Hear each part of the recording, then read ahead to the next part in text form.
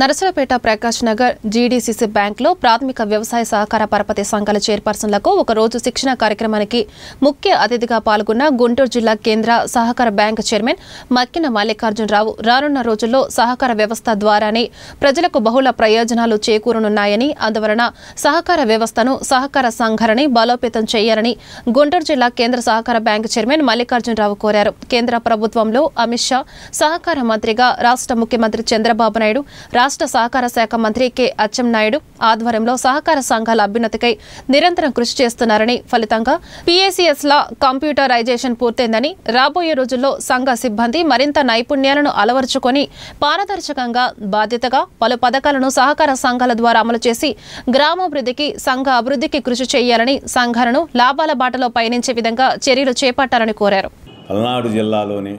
ప్రాథమిక సహకార సంఘ అధ్యక్షులందరూ కూడా స్వల్పకాలిక శిక్షణా తరగతులు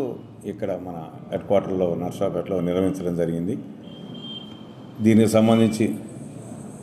నేను అదేవిధంగా సెంట్రల్ బ్యాంక్ చైర్మన్గా మా సిఇఓ గారు అజయ్ కిషోర్ గారు,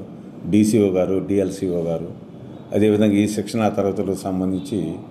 నాగ శ్రీనివాసరావు గారు ఫ్యాకల్టీ వారు కూడా రావడం జరిగింది. ఈ సొసైటీలు అంటే 58 మంది సొసైటీ అధ్యక్షులు ఉంటే ఎక్కువ మంది దీనికి హాజరు కావడం జరిగింది. ప్రభుత్వ పరంగా నిబంధనలు ఏ విధంగా ఈ సహకార ప్యాక్స్ ద్వారాగా రైతులకు సేవ చేయాలి,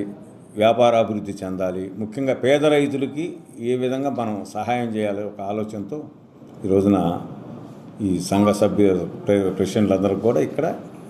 మేము శిక్షణా తరగతులు నిర్వహించడం జరిగింది.